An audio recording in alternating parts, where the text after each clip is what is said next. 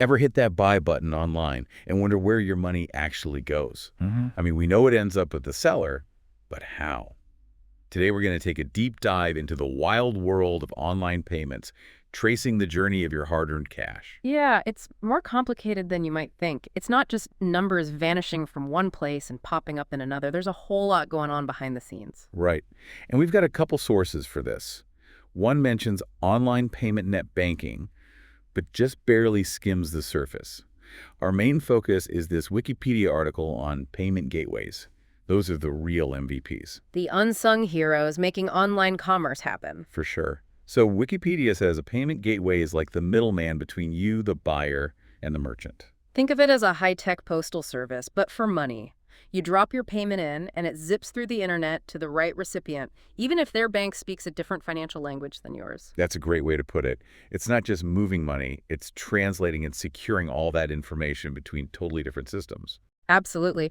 And this Wikipedia article actually breaks down a typical online transaction into, get this, 14 steps. 14 steps. Wow. Okay, I'm ready to unpack that. Let's do it. So step one, pretty straightforward. You place your order.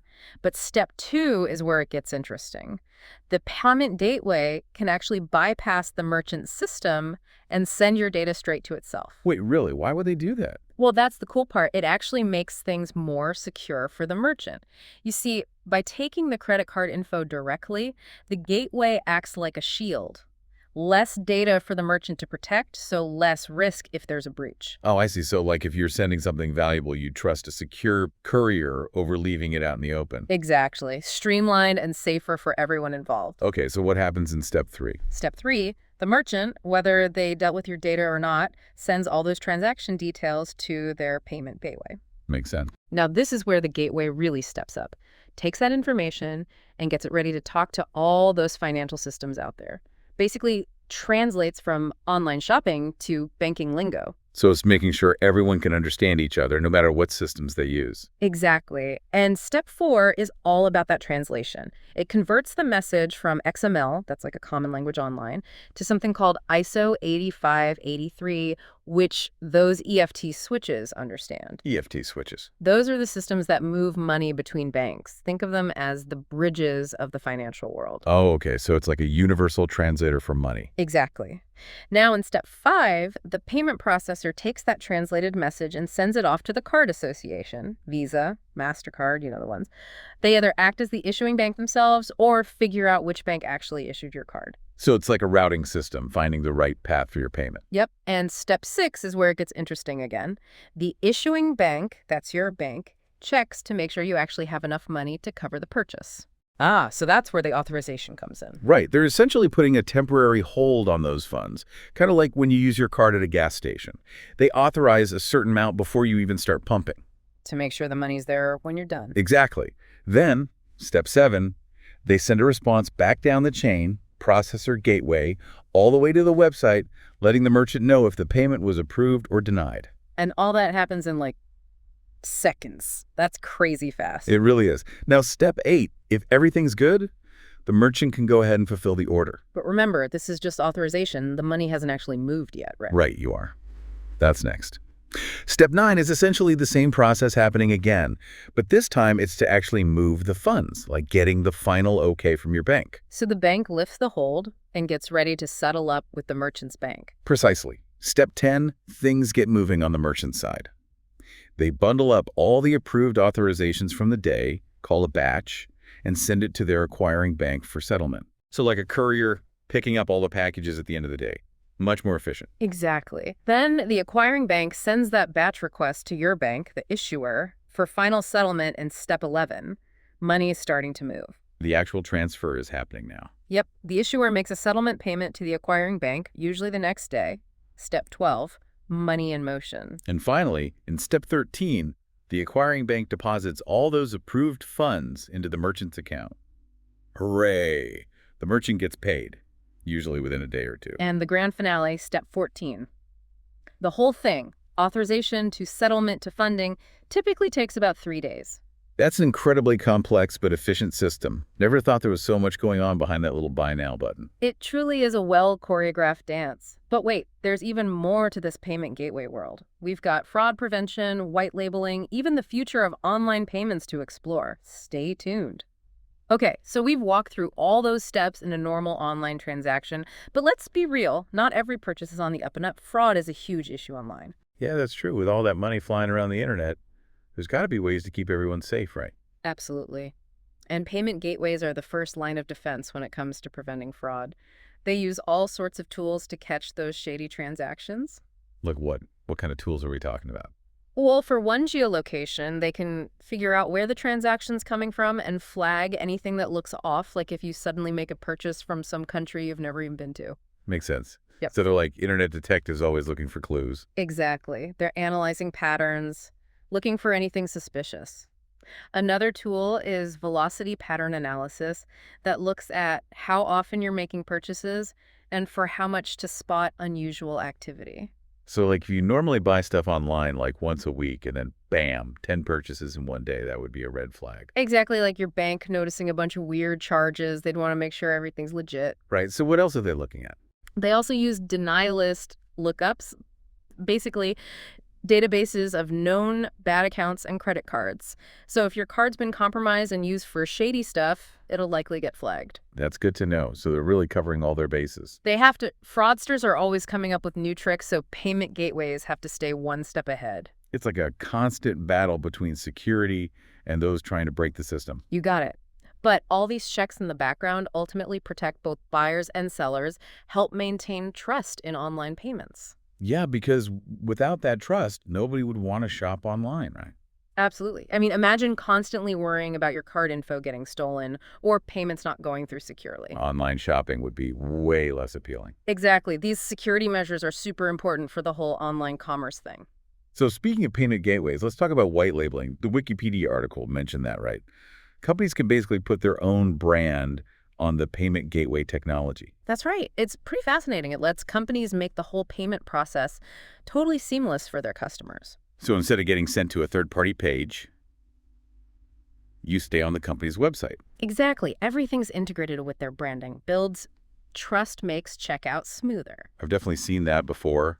Some websites have their own branded payment portals, and it does feel safer. It's all about that user experience, making sure everything feels smooth and trustworthy. Yeah, because imagine you're shopping on your favorite site, and when you're ready to pay, boom, you're on a totally different website with a different look that's jarring. Exactly. It breaks the flow.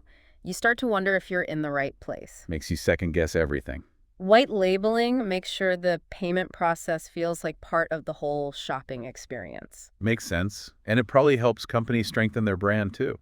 Absolutely gives them more control over how customers interact with their brand. But here's an interesting question. If a company uses white labeling, does that mean they're also responsible for all the security and legal stuff? That's a good question. Seems like that would add a whole other layer of complexity. It can, but it really depends on the agreement with the white label provider. They might still handle some things like know your customer regulations, but the business using it still needs to understand the risks. So it's not like they're off the hook, completely more like shared responsibility. Exactly. It's finding that balance between control over the customer experience and making sure everything's legal and secure. So choosing a payment gateway and figuring out the whole white labeling thing is a pretty big decision. Definitely, businesses need to weigh the pros and cons carefully. But from a customer's perspective, I get why a smooth branded payment experience is appealing. It builds trust and eliminates any hiccups during checkout. And that leads to happy customers, which is good for everyone. Speaking of the future, you mentioned earlier wanting to talk about what's next for online payments. What do you see coming down the line? Well, technology never stops moving. New payment methods are popping up left and right. It's an exciting time to be in this space. So what are some of the trends you're watching? We're already seeing the rise of mobile wallets and contactless payments. Things are getting streamlined. People are ditching physical cards. I use Apple Pay all the time. So much easier than digging out my wallet. Exactly. That convenience factor is a big driver. People want things to be easy. Payments are no different. What about cryptocurrencies? Think those will play a bigger role in online payments in the future? That's the big question everyone's asking.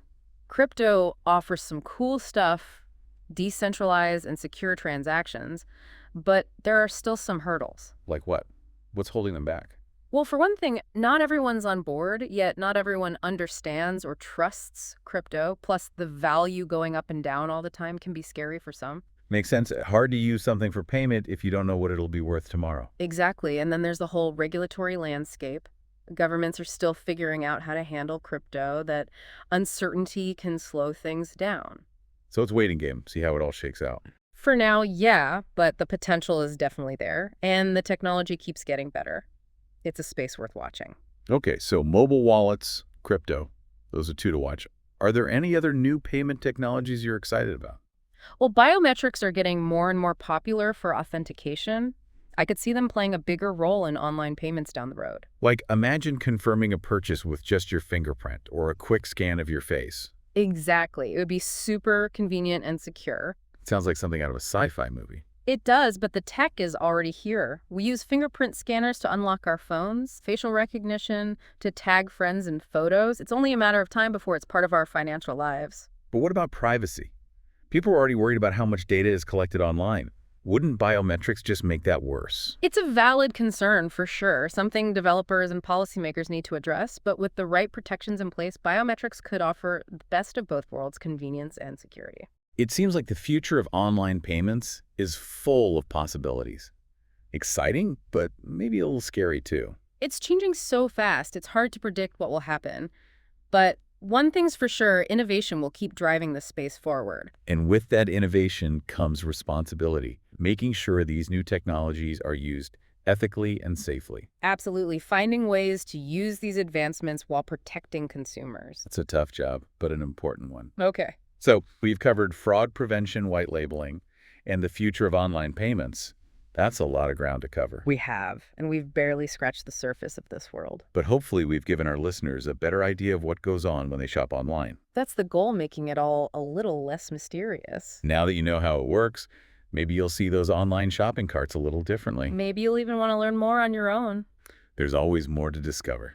But for now, let's switch gears and talk about what all this means for us as consumers and businesses.